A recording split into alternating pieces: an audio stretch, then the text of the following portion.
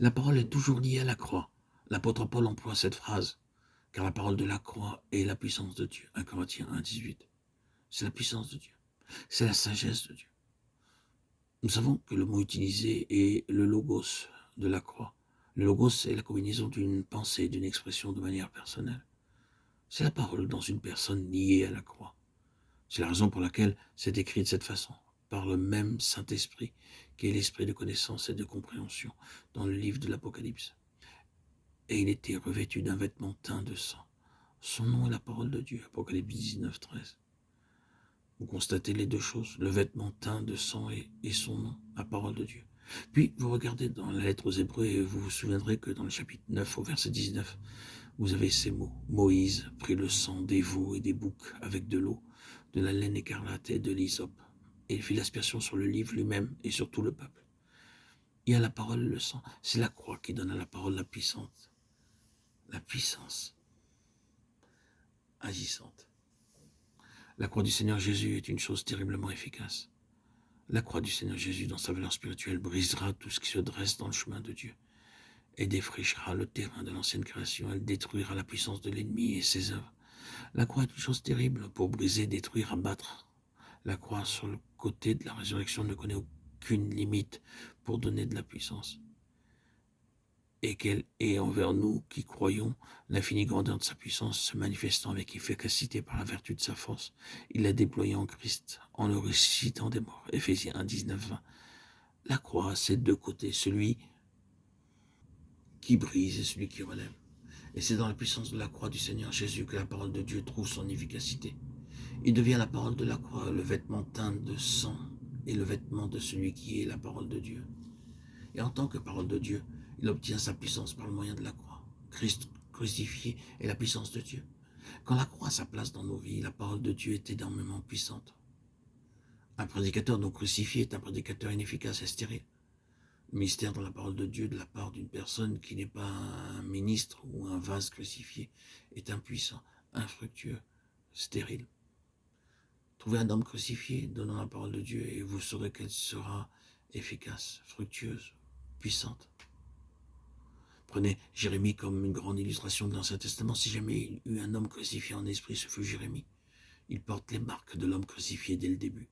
Si vous désirez connaître ce qu'est un homme crucifié, lisez le premier chapitre de la prophétie de Jérémie et vous le verrez manifesté comme tel de suite.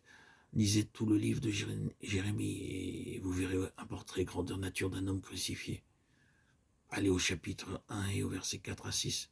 La parole de l'Éternel me fut adressée en ces mots. Avant que je t'ai formé dans le ventre de ta mère, je te connaissais. Et avant que tu sois sorti de son sein, je t'avais consacré. Je t'avais établi prophète des nations. Tout homme naturel non crucifié saisirait cela et dirait « Oh, moi, je suis quelqu'un. Quel pouvoir m'est confié? Quelle œuvre j'obtiens? Celle de toute une vie. » Et je répondis à Seigneur éternel, « Voici, je ne sais point parler, car je suis un enfant. » Telle est la réaction d'un homme crucifié face à une grande perspective placée devant lui par le Seigneur. Voyez ce qu'un homme crucifié peut être lorsque le Seigneur l'a dans ses mains. Versets 9, 10. Voici, je mets mes paroles dans ta bouche. Regarde, je t'établis aujourd'hui sur les nations et sur le royaume pour que tu arraches et que tu abattes, pour que tu ruines et que tu détruises, pour que tu bâtisses et que tu plantes. Il y a là la croix dans la parole d'un homme crucifié. Mes paroles dans ta bouche, détruisant, ruinant, arrachant, abattant. C'est la puissance de la croix. Et le Seigneur fait cela à l'égard de nous-mêmes. La croix fait de grands ravages dans notre chair. Elle nous amène à une fin. Mais il y a un autre côté à la croix, et c'est celui de bâtir et de planter. C'est l'œuvre de la croix en résurrection. Ainsi, nous avons la parole dans la bouche d'un homme crucifié. Elle est en réalité la parole de la croix. Elle est Christ crucifié. La puissance de sa croix amenant en vue un homme céleste par l'incarnation de la parole de Dieu. La croix se débarrasse de cet autre homme qui paraît tellement important qu'il doit se résumer dans l'antichrist, le surhomme qui s'assiera dans le temple même de Dieu, disant qu'il est Dieu. Un personnage important de cette ancienne création maudite, tellement enflé d'orgueil qu'il s'arroge la place même de Dieu. La croix le chasse et amène en vue l'homme de Dieu, qui est plus grand que lui. Christ se trouve en face de l'antichrist et il n'y a aucune comparaison. La croix introduit cet homme en mettant l'autre dehors. La croix fait échouer tout ce qui est en nous, de cet autre homme, et ainsi fait de la place pour la révélation de l'homme céleste, à la fois personnellement et corporativement, et nous accorde un ministère qui est le résultat de l'œuvre de sa parole en nous.